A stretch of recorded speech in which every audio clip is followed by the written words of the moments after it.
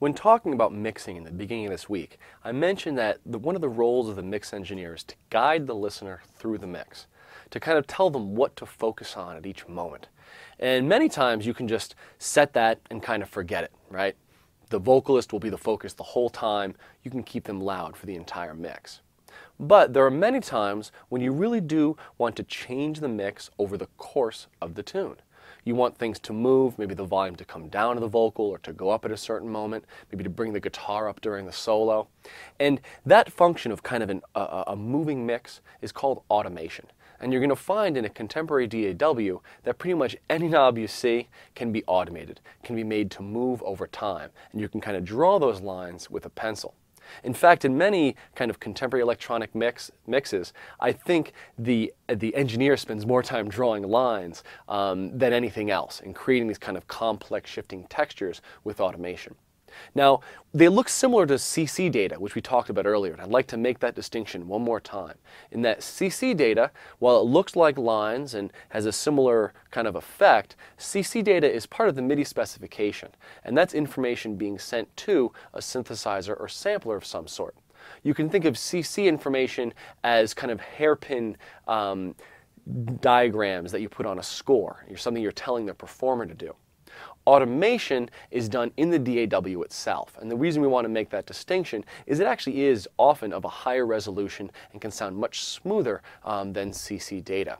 And it's not really instructions to the performer so much it is as instructions to the engineer. So we're kind of seeing that even though we're performing many roles within the DAW and within the production process, we want to think about where those instructions are being sent. Now, DAWs vary in how automation is actually recorded and edited.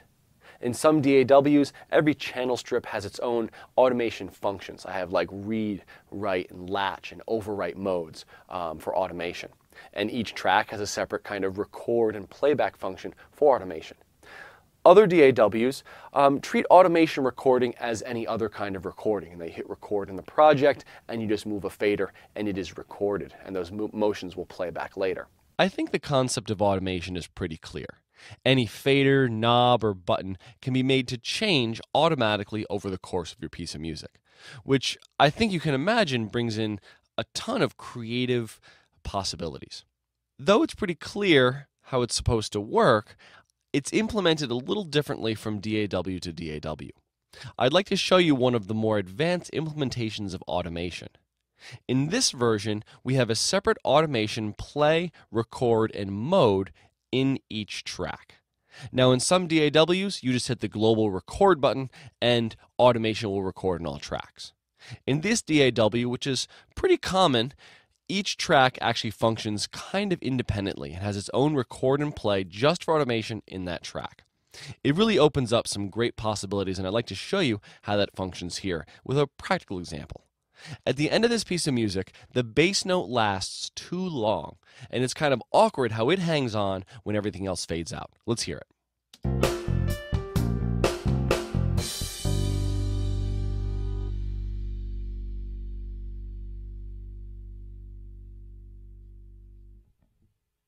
So that bass note just fades on too long. I'd like it to fade out a little sooner.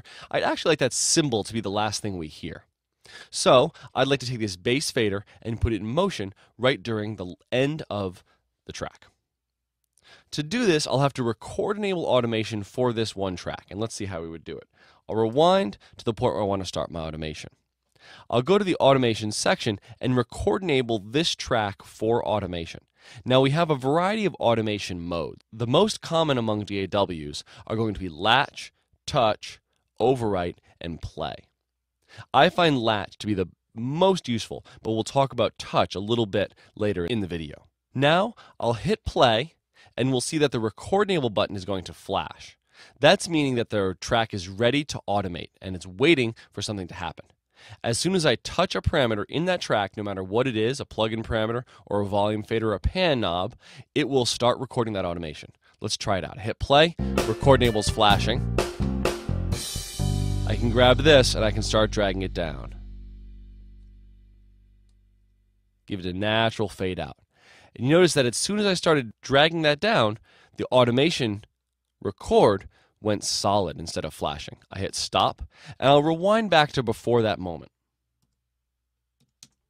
And we're going to see immediately this is just going to jump back up. I'll turn off Record Enable for automation.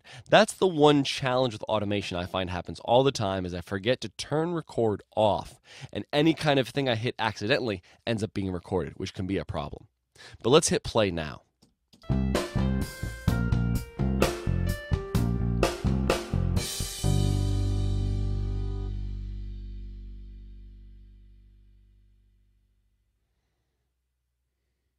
I get a nice natural fade out on my bass, and it matches well with the piece of music. So that's a really good usage of automation, and you can imagine that it can be used much more throughout a piece of music. So with this kind of implementation of automation, we have to be very careful whether every track is play enabled or record enabled for automation. And you'll notice, even though I was recording automation in the track, I never hit the record button on the very kind of global record.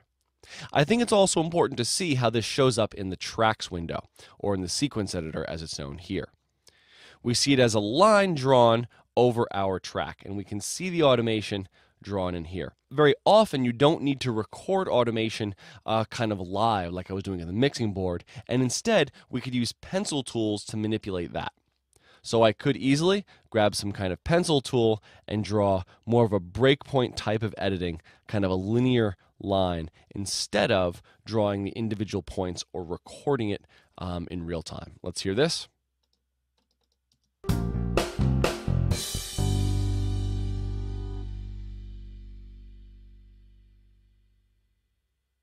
And we get a nice natural fade out. So automation is hugely useful and something really to be aware of and really to explore in your DAW. You'll find that the more you get into working with production, the more you find yourself in this area, drawing these subtle lines, and it really can have a major impact on the music. Now, one thing I'd like to show you is the difference between latch and touch.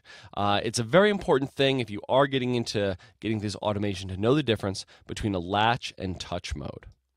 So let's try something out.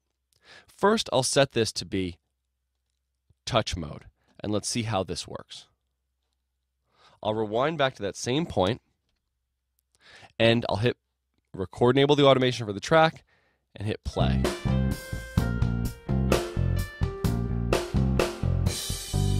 I'll bring this way down and let go, and it ramps back up to the previous version.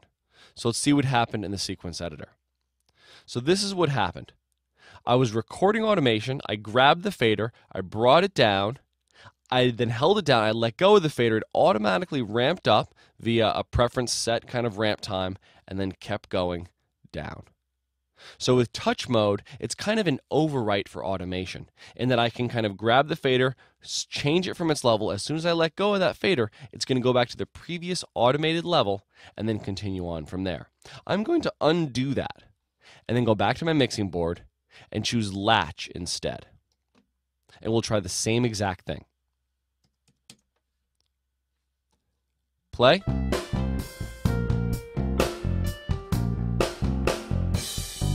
Grab this and I'll drag it down and I'll let go. And it stays at the level. It latches at that level. And let's look at it in the sequence editor. It went down and it stayed. So touch mode functions as an overdub for automation, in that when you let go of the parameter, it'll go back to its previous automated level. But latch mode will continue on at that same exact level that you left it at until you hit stop. So it's important to know how automation works in your DAW. Most likely the implementation in your DAW will be different than what we've seen here, but it's important to know how it works. You'll find yourself using automation more and more the further you get into production.